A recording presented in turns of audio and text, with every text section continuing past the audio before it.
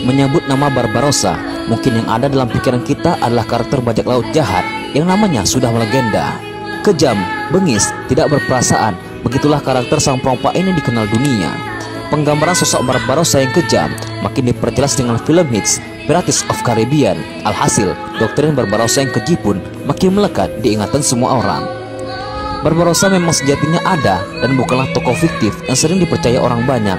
Namun, ia bukanlah sosok yang bengis dan kejam, namun justru sangat heroik dan jauh dari sifat-sifat tercela.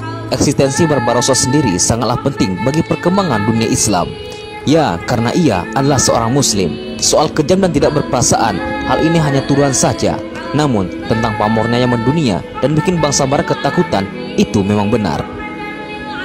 Sejarah yang ada menceritakan kisah Barbarossa yang berkebalikan dengan apa yang kita baca atau lihat di film sekarang ini. Entah apa alasannya, namun ada indikasi kalau Barat seperti ingin mengubah cerita sejarah dengan memelintir kisah sang pelaut jenius ini. Barbarossa yang kita kenal sekarang adalah nama seorang raja, padahal aslinya Barbarossa adalah nama dua orang bersaudara, Aruj dan Khairuddin. Nama Barbarossa yang berarti jenggot merah adalah julukan yang diberikan oleh bangsa Eropa karena penampilan Aruj dan Khairuddin yang memang punya jenggot lebat berwarna merah. Awal mulanya, dua bersaudara ini hanyalah pemuda biasa yang hidup sederhana. Namun, ada satu momen di mana hal tersebut mengubah jalan hidup mereka selamanya. Suatu ketika, Aruj dan Khairuddin serta adiknya melakukan sebuah perjalanan dagang. Namun, di tengah jalan kapal mereka dirusak parah oleh kapal militer Spanyol. Adik Aruj dan Khairuddin meninggal saat tragedi itu. Hal ini membuat keduanya marah besar dan akhirnya dendam.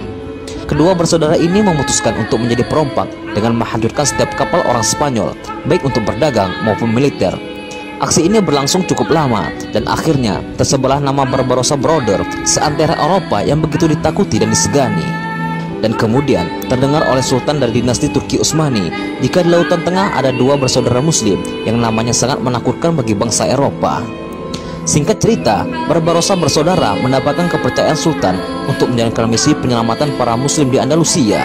Dua bersaudara Barbarossa pun menerima perintah ini dan mereka sukses besar. Dengan berbekal pengalaman kelautan dan tempur handal, keduanya bolak-balik berhasil menyelamatkan sedikit demi sedikit para Muslim. Hingga pada akhirnya, Barbarossa bersaudara diserai tampuk kepemimpinan pasukan elit Janissary. Di tangan Barbarossa bersaudara, Kesultanan Turki menjadi salah satu bangsa dengan kekuatan militer laut paling menakutkan.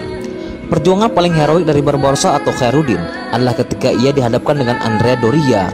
Pria ini dikenal sebagai pentolannya militer bangsa Eropa yang namanya begitu masyhur karena pengalamannya yang sudah sangat banyak. Andrea Doria dipilih karena sudah tidak ada lagi yang sanggup melawan Barbarossa. Tempuran menegangkan ini terjadi sekitar tahun 1538, di mana kondisi kedua pihak sangatlah timpang. Dorian memimpin ratusan kapal perang galeon yang melegenda, ditambah dengan pasukan tempur yang jumlahnya ratusan ribu. Sedangkan Barbarossa, ia hanya memiliki sepertiga dari kekuatan musuh, baik kapal maupun pasukan. Meskipun demikian, hal tersebut tak membuat Barbarossa merasa takut ataupun mundur. Pertempuran berjalan alot, namun aura kemenangan sudah bisa dirasakan pihak Barbarossa. Hanya sekitar 5 jam pertarungan, Khairuddin dan pasukan Janissary-nya berhasil menggempur Andrea Doria untuk mundur. Sekali lagi, nama Barbarossa makin jumawa di lautan.